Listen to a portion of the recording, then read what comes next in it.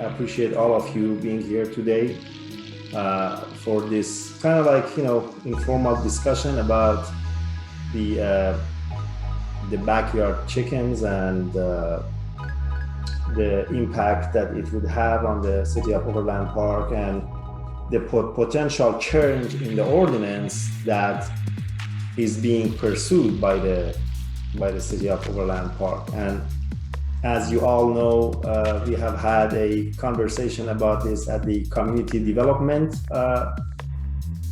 Committee, and our staff are looking towards developing a change in ordinance and bringing it back. The question was that when is it coming back? I believe I got information that it's going to be around June time frame that it's going to come back. Therefore, I think it's a good idea to go to the public and ask where they think the city should go with this ordinance and what they think would be appropriate. We have received a number of emails at the governing body of the Overland Park about the desire of people to do raise chickens in their backyards. I think what I can tell you is that it has been somewhere about maybe 90% for it and about 10% against it, and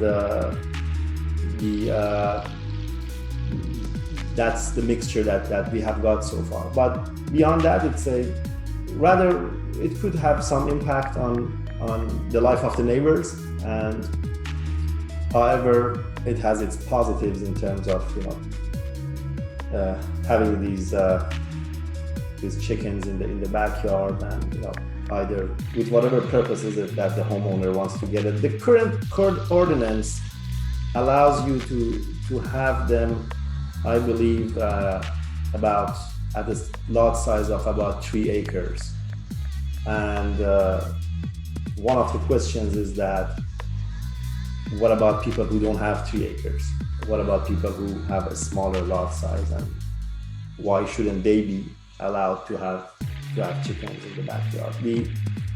I believe our staff is looking at the resembling ordinances in other cities and bringing us a sample of how other cities deal with that. There is a niche to it from the essentially veterinary medicine point of view.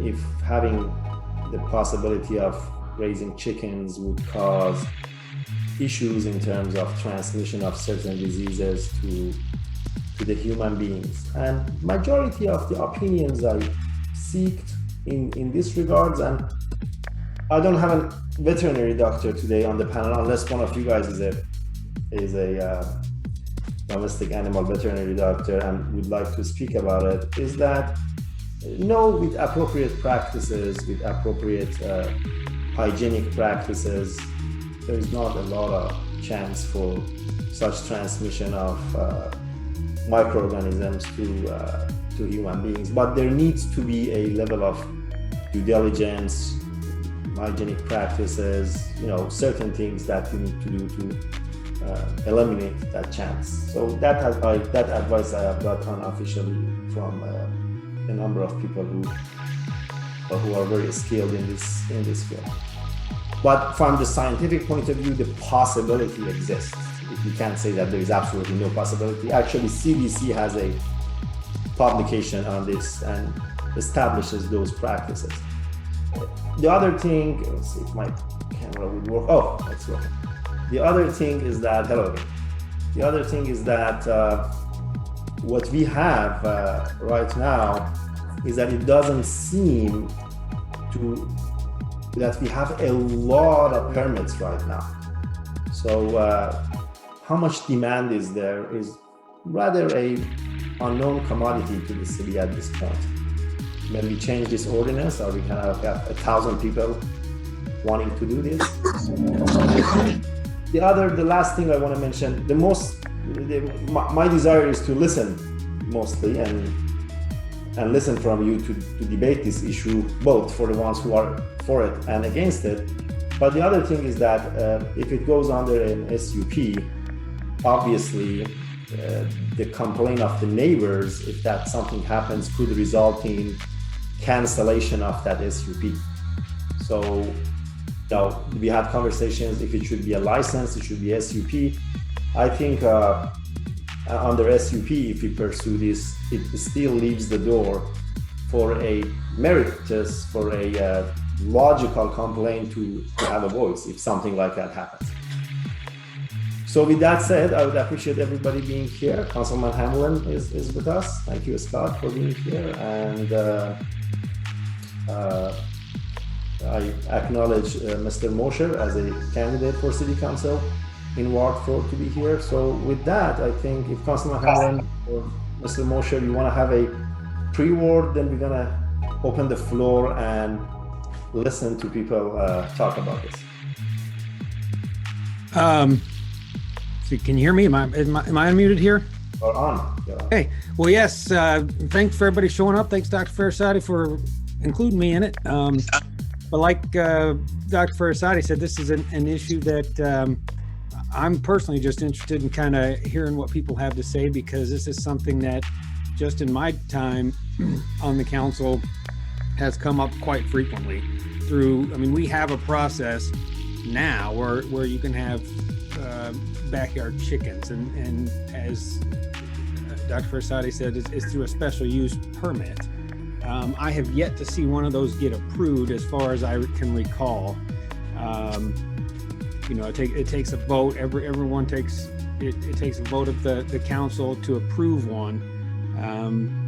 You know, and it seems we've had quite a few come through where they bring documents and they bring neighbor support. Neighbors have no complaints. They're not going to have roosters, all this stuff, and we still just have the you know, the basic you know, the council members that are just flat against it regardless of any circumstance. And so I think that's the problem with the current process, and why this is getting talked about changing it, because we can't get these SUPs passed. No one's getting them approved. I personally can't say that I don't see a whole lot wrong with the process, other than it's just we don't have the people making the votes to approve them. But that's what we're here to listen to. So that's all I got. Thank you. Mr. Mosher, do you have a pre-word as a candidate for the city council on that, or? Well, now that I'm unmuted, and I have Tyler with me tonight, so Hello. I'm not an expert on chickens by any means, but I think if the neighbors all agree, and quite honestly, I think special use permit, we have the process in place. I just think that, each case should be taken on its merit. If I had all my neighbors that said I can have a dog, then I should have a dog. But of course, you get neighbors moving in that don't like dogs. So, it kind of goes round and round. But I don't know a lot on the subject, but I understand that, you can get a lot of eggs from this and can help them out financially and things. Let's leave it up to the people to decide. And when they come together and they want to do that, then, let's look at it in a reasonable way and vote on it. Yeah. And that's one of the topics, not to butt in there, sorry. One of the topics that always comes up is the same thing. Well, the current neighbors support it, but what if they get new neighbors? Well, that's where the timing of an SUP is important. If we want to, just make a test run at approving this on a 1-year special use permit and then readdressing it, because we can approve it 1 year, 10 years, whatever. But yeah, that's one of the ways that the current process, would allow us to control that situation. But well, I will tell you that I had this same thing come up with one of my dogs. I had two Great Danes in my backyard. I was the first one on the cul-de-sac. Had a great neighbor. We got along for 8 years, and then I had a new neighbor move in. They sold their house, my next door neighbor, and they didn't like dogs. And so I spent a year, because I had another neighbor with a barking dog. They thought it was mine, and I spent a year tracking every time I let the dog out, every time I let it back in, and ended up fighting it almost to court. And with the with the animal control folks. So I can understand how new neighbors may not like it, but they knew about the dogs before they moved in. And you'll know about a chicken coop before you move in. So as far as I'm concerned, that's a non-issue for me. If the neighbors all agree, I think, hey, let's let the people have what they want. Excellent. Thank you very much. We appreciate it. So now the floor is open for hearing to your concerns and opinions, support or against it. Please do introduce yourself and start. We are listening. Hello, Dr. Farassati and everyone. Hi. Darren, Casey, and this is How are my you wife, Brenda. Hi. Thank you for inviting us to this meeting. It's fun to see using technology to get things done. So we happen to be neighbors of a family that submitted a request for chickens just at the last city council meeting, the wards. And I think at least Kathy is on this call. But so we tried to express our approval and support, and we are excited for the wards to have chickens. So we were disappointed that they didn't that their permit wasn't granted. So I'm just telling everyone I think it's a great idea, and I'm a neighbor. So Brenda and we have a unique role, and we're neighbors of two different families who have chickens. So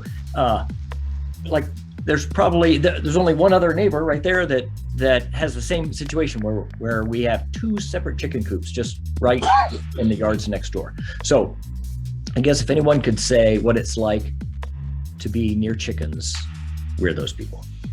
And we have a situation where we have large lots, not 3 acres. The largest lot is 1 acre, but they're so situated in a real park-like environment that it really does facilitate having something like a chicken coop. And so what I'm hoping the council will do is move the line a little bit down from 3 acres to maybe 1 acre, and say, okay, 1 acre, we think that's fine for having a certain number of chickens, whatever the maximum number the council decides is. And then for people who have something less than 1 acre, then they can go through a process of evaluation and approval. But I think it's reasonable to drop that 3 acre limit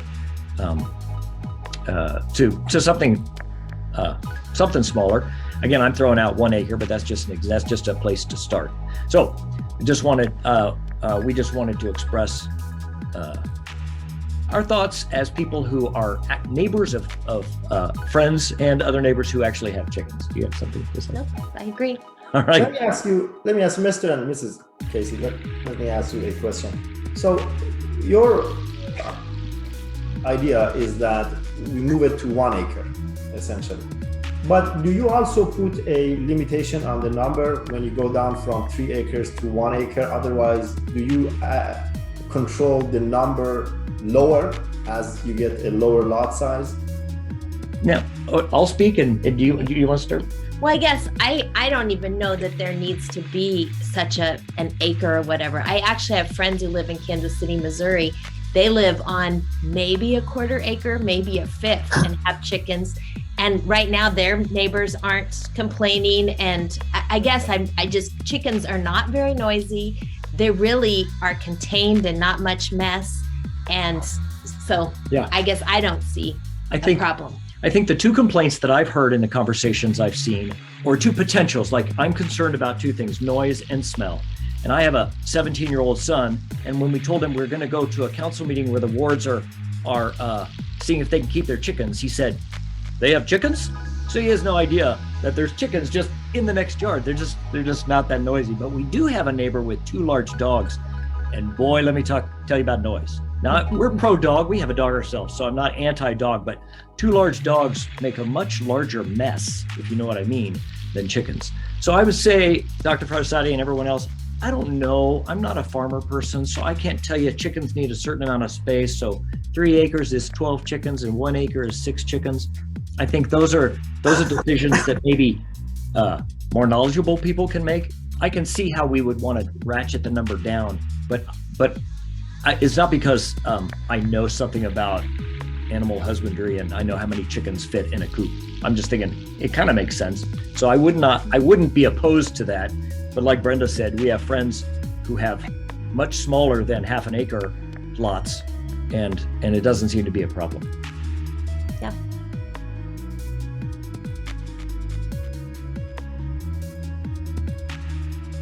I think you're still muted.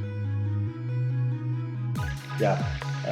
So when that would be my ongoing question to everybody, if you consider a titration down the numbers as you talk about the smaller lot size, because one of the things, just like Mr. and Mrs. Casey were referring to, is that perhaps we have a little bit of an equity issue here too.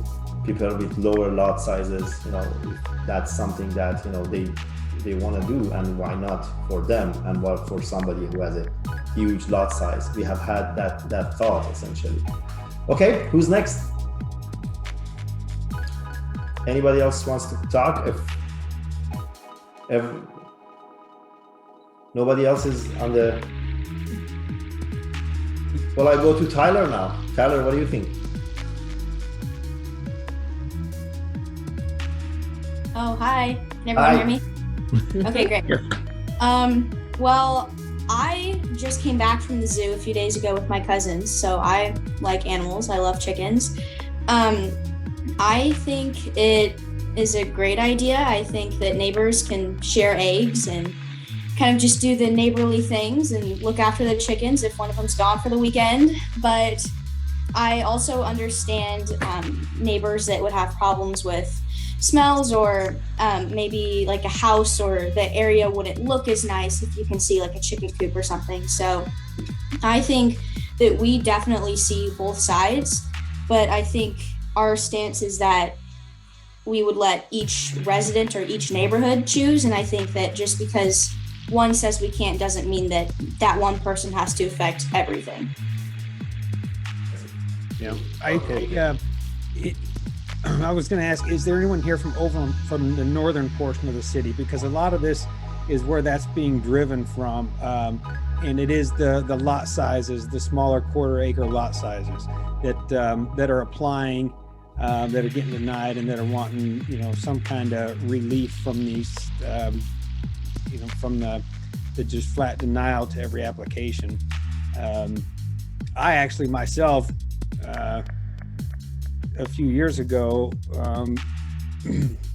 in my neighborhood, it was just kind of a thing. People had, almost like free-range chickens as pets. Like 2 or 3 chickens that just walked around the yard. And my wife and kids came home with some chickens one day, like a coop that they put down on some trees, and from all the fears I hear, these things were, obviously no roosters, but they were just very simple. I mean, they would just kind of peck around the yard close to the coop. At night, they'd go in the coop. They know at sunset to go into the coop, and then the kids would just run down there and lock the door, and that's it. They were they were simple. They didn't make any noise. I never noticed any smell. Like you said, a neighbor with a barking dog would have been much more disruptive. But and at that time, I didn't even know that a permit for that was necessary. My whole neighborhood was breaking the rules. But it's not. we'll leave that part alone. But yeah, as I was saying, that the northern Overland Park is where we're seeing a lot of these requests come from. And I think I saw somebody raise their hand about being from northern Overland Park. Yeah. Or anything you want to say, please go ahead. Yeah. Paisley Case. I'm in northern Overland Park. I live on Johnson Drive, right across from Shawnee Mission North. So That's pretty northern. And I live a block from Merriam. Merriam is one street over, about 2 streets over. And Merriam can have chickens, and I have several friends with chickens, and I am definitely pro-chicken. They have eggs. The chickens are kind of like their pets. They sit out on the driveway, and the chickens come up and get on their laps, and everybody.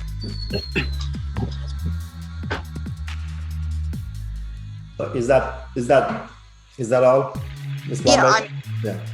Any problem with lot size, really? I agree with the lady that talked about the Kansas City, Missouri chickens. I think as long as people, I'm not sure everybody wants to have them free ranging the neighborhood, but as long as they are, kept contained and, keep an eye on them, and I see no problem with chickens. My granddaughter would love chickens. No doubt. Paisley Case, please go ahead.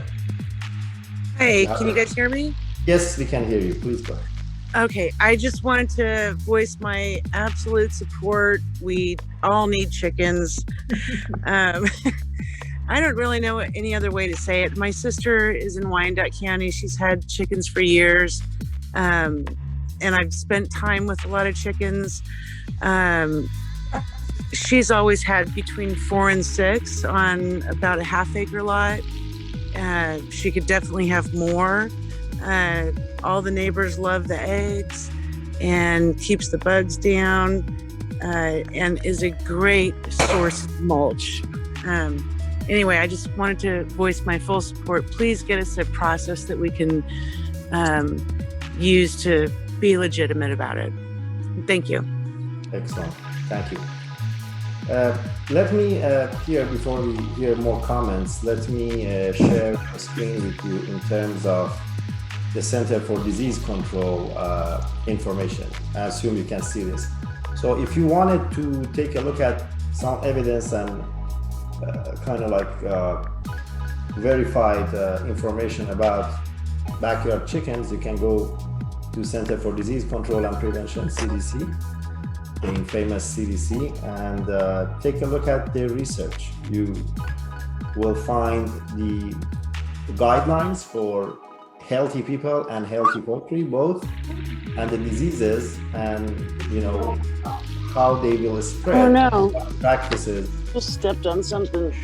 should be there in terms of preventing any of these, which when I looked at it, a lot of very easy to accomplish. It's not a nightmare of situation, but there are, there, in my humble opinion, if we went ahead with permitting this, we should also provide appropriate level of education and knowledge so people would be safe and healthy. Both people and the chickens would be safe and healthy, and that would take some planning, would take some level of communication, effective communication.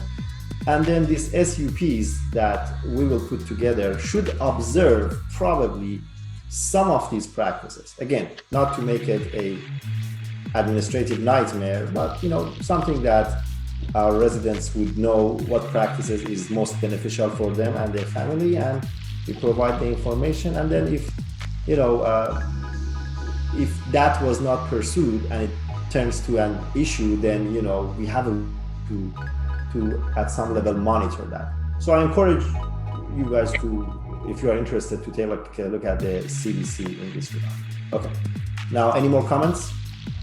Anybody wants to speak?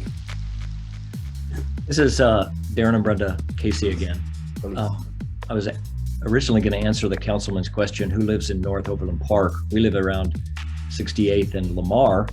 And so we're really close to Mission and really close to Prairie Village, but we're unique in that our property is an acre, and so is our neighbor, and then there's a half acre and a 3/4 of an acre. We have large lots right here.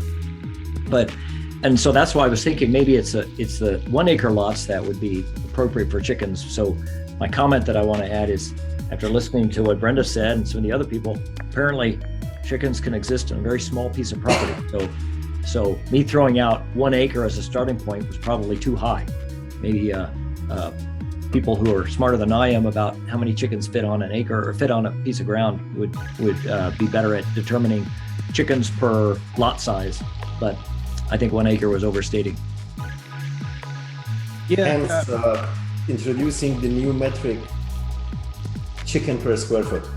DHK-SKUF. I was going to ask Dr. Farassati a question. So, even being on the council, I became aware of this chicken discussion. I know in the last council meeting we heard some SUPs. I believe they all got denied, which is kind of standard practice. But then all of a sudden, I started receiving hundreds of emails in support of the chickens, and so,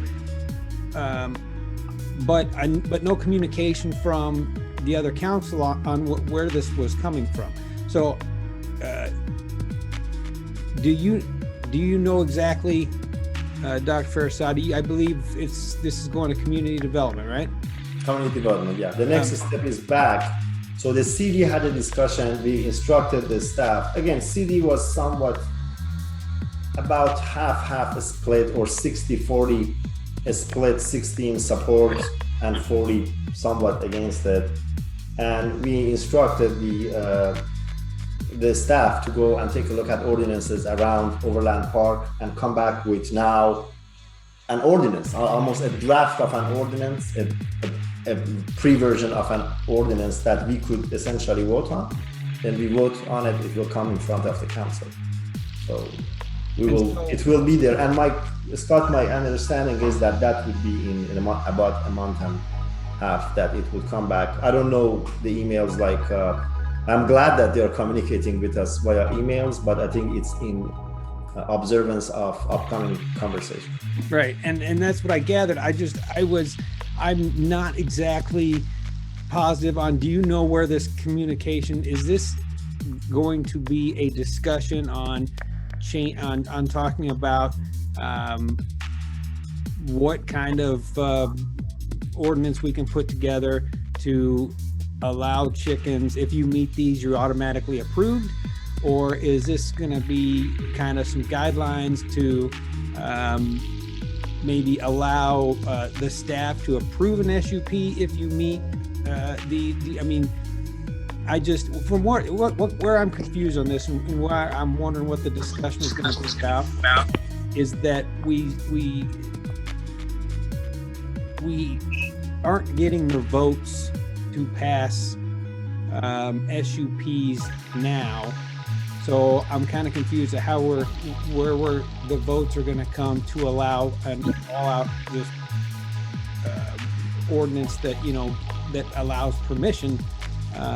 So it confuses me on what the discussion exactly is going to consist of, or are they just bringing it up as a discussion item and see who's got what ideas? Do you know exactly where? I think, Scott, my understanding and recollection is that they are moving towards an SUP and formulating that there would be an SUP, and then at that point, maybe even, we had all of that discussion. By right, you will get it because you have 2 acres.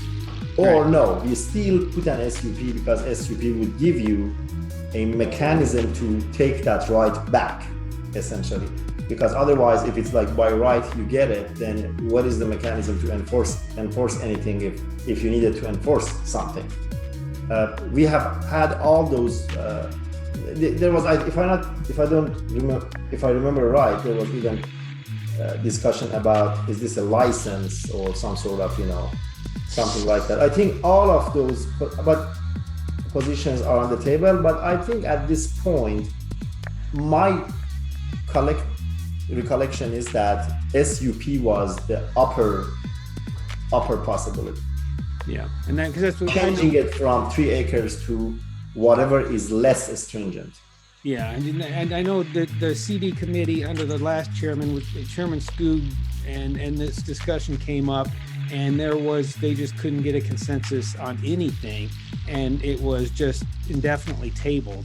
And now we have a new chairman, which I believe is Councilmember Spears. That's right. And and it's coming back, but I just didn't know if it was coming back inside of a specific box here that might gain some more support, because coming out of CD, it's still got to get through committee, and we're not getting SUPs through committee. So I'm, just was kind of curious of where the chairman, like I said, the chairman's headed with this.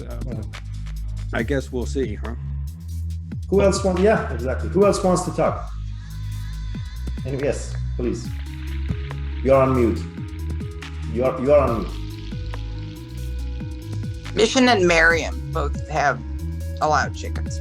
So are they by chicken licenses, or do they have to get SUPs, or what are the procedures in those cities? I am not sure about Mission. I'm not 100% sure. If somebody knows, please provide the answer. Anybody knows about it? That's part of the research that our staff is going to do to bring us a level of understanding of the other cities' regulations. But my assumption is that it would be SUP. So each individual person would have to apply for their own chickens? Right, if it's an SUP, you have to apply, but maybe perhaps some of it could just administratively be approved and not find its way to a committee or anything upper. Just as long as you essentially apply, you have an SUP and it's approved. But like I said, these are all what our staff is going to bring back in terms of mechanistics. The overall intention was to make it much easier, but we will see. And again, then SUP has to follow certain ordinance if it's going to be SUP. And if you make it by right, then essentially you just going to have it. But again, I think there was some level of concern about what take back, mechanisms we keep in terms of if a problem comes up with certain operations. Anybody else? Yes, please. Darren and Brenda, Casey again. I want to respond to Councilman Hamlin. You were wondering, has anything changed? Something I noticed that happened with the Wards and the Quillicks, our neighbors who requested chickens, is they were in the subcommittee meeting or the recommendation committee, and that committee recommended against chickens, which means the full council had to have a certain level of voting. It was just a simple majority. I think that's how it worked. So there was a third group requesting chickens, family requesting chickens, and theirs was approved at 1.5 acres. And then the Quillicks had something like 8 votes or 9 votes, and the Wards had 8 votes. I mean, more than a majority, but not the super majority they needed to get approval. So what I saw was a trend in the council to allow more of the permits, but just because that committee recommended against, they just had a higher bar and they couldn't clear it. So what I was thinking is that if that subcommittee, I don't know what it's called, but that recommendation committee realized that the council is open to having special use permits, they would be less likely to vote or to recommend against. If they had recommended for, then both the Quillicks and the Wards would have had chickens today. So I guess what I'm seeing is an adjustment, a movement toward opening up more permits. Yeah, it seems like every election we have, we gain another council member that's open to the discussion, as it used to just be, just a pretty harsh, absolutely no. If you want fresh eggs, you go to Sprouts or whatever the place is called. We had that comment. We did. That's where that came to my mind. But the support for it just keeps getting bigger. But yeah, like you said, in that situation, with it coming out of committee, it took a supermajority to pass that special use permit. And while it did pass majority vote, it did not reach the 9 votes required. And so it was denied. So yeah, depending on how it comes out of the committee, then even though there is the council support's there, you may still get it now. And I think maybe I'm hoping that's what they're looking at it is, to kind of remove some of these political obstacles for people and handle it more administratively. But yeah, we'll see how that goes. And I'd have to go back and look, because that'd be interesting. I'd like to, I didn't see that one in committee and why it came out of committee needing a supermajority. But another thing I wanted to bring to table before we ask for one last round of comments, if anybody wants to speak, is that remember that we have a period of public comments now. And I and Scott worked for a year to get these public comments established. It's in front, you have 30 minutes in front of City Council, usually 3 minutes per person. You can register for it online. Please use that to express your point of view on this issue to the council. And that would be a good thing to do. And for everything, we are a constant advertiser of the public comments because I think it's still not used the way it should be. yeah, Also on the committee, when this item comes up on the committee, because I'm a member of unfortunately what happened is that when I wanted to make, and Scott wanted to make public comments for all committees and the council. Unfortunately, that didn't happen. They didn't let that happen, and they only restricted that to City Council, not to the committees. However, upon the discretion of the chair, which I don't think that was ever necessary, we should have had about 15 minutes public comments in the ordinance for the committee as well. But right now, by the discretion of the chair, you could have public comments in the committee. So please, when this item comes up, and I will put it on my Facebook and Councilman Hamblin would, please do come and the chair to allow for public comments at that community development committee, which this is going to be discussed. I will definitely ask for that to be considered. So you have two places to express your opinion. The community development, potentially in June, you will, if you look at my Facebook or Councilman Hamblin, we will provide and also later in City Council. So the pro or against chickens should use that possibility. Jeffrey Rhodes, did you raise your hand, sir? Or go ahead, please. Hi. Yes, I've been avoiding the camera. I'm doing the daddy daycare thing this evening. That's fantastic. But yeah, I'm happy to listen to the conversation and thankful that we're moving forward. I'm, similar to the rest of the folks here, 100% in support of bringing chickens to Overland Park. My family and I have raised chickens for years in other cities we've lived. We lived in Chicago for a decade, and I think what the research you're going to reveal, or the staff's going to reveal, is that the process can be pretty straightforward, and then it's about that neighbor involvement or that neighbor, kind of following the rules, setting the expectations, and then the bar to cross in Chicago, for example, was no roosters, obviously, for the noise, and then if you cause any sort of nuisance with a smell or noise or rodents, your neighbors would call and the city would come and shut you down. And so it's things like that where I saw someone post here about filing for a permit, right? It's like and I think Dr. Farassati, you said that too, right? We provide the education, we set the expectations, and then if folks apply and have the chickens, and then their neighbors let the city know that they're not following the rules, we have processes to take care of that sort of thing. And so I'm looking forward to that conversation in June, and hopefully we'll be able to get the chicken situation sorted out here. Absolutely. So Mr. Rhodes, was in Chicago, was there a lot size requirement as far as you remember?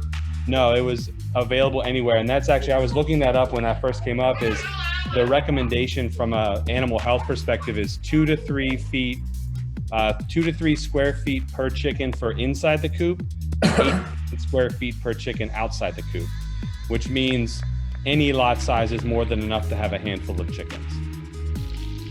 Got it. That's fantastic. And I live at 83rd and Metcalf, and we have a 1/4 acre, and kind of back corner of our lot sort of area would be more than enough space to have chickens.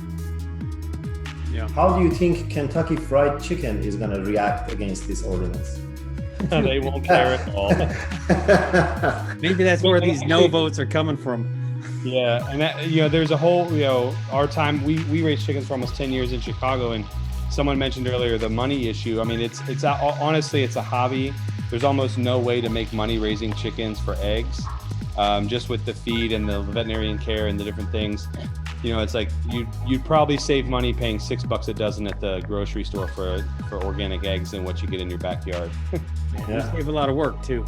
Yeah. One was showing me with pride his organic tomato operation, and then we calculated that each tomato costed him close to like $6 or something like that. So when I was having that on my salad, I was extremely appreciative of that. It was excellent. Anybody else? Michelle, Mark, Nafiz, anybody? No? Let's go and finish this with a joke. As I am talking on city council, and Scott remembers, my daughter writes this joke and hands it over to me, and it says, "Why do all chicken coops have 2 doors?" And the answer is, if they had 4 doors, they would be chicken sedans, not chicken coops. Tyler, do you want to say something?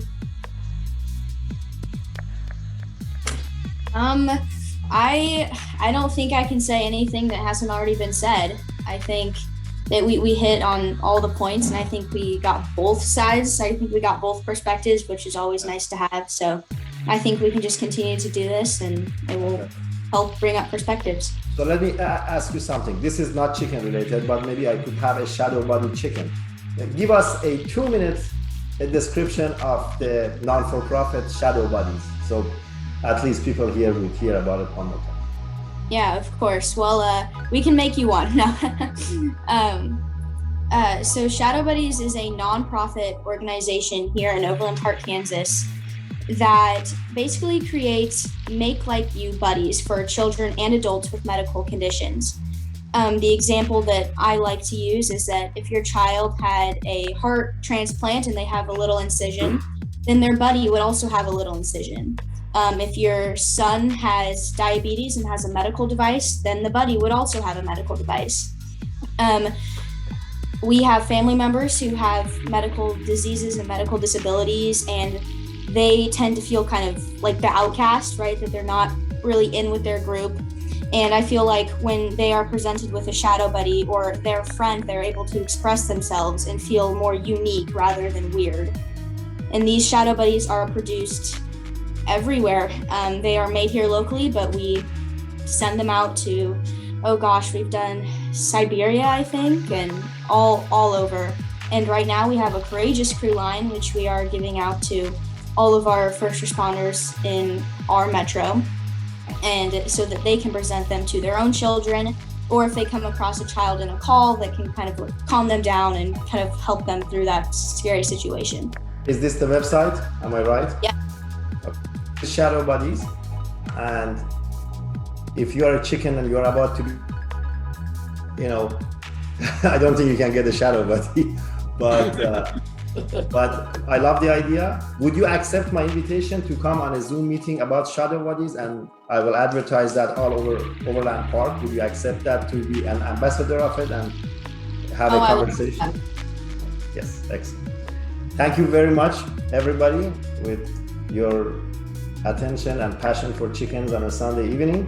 We appreciate it. Please do write to us. I put my email, Faris Farassati at Councilman Hamblin is Scott.Hamblin at opkansas.org. Just send us, and anything, information that you have, please keep sending it to us.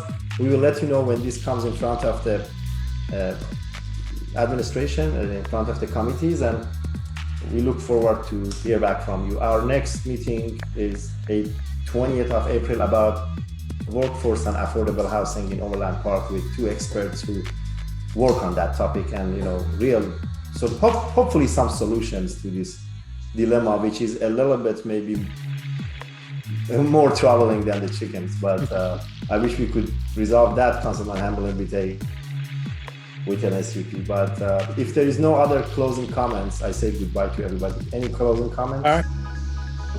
All right. Thank you, everybody. Bye-bye. Thank you. Bye. Too late now.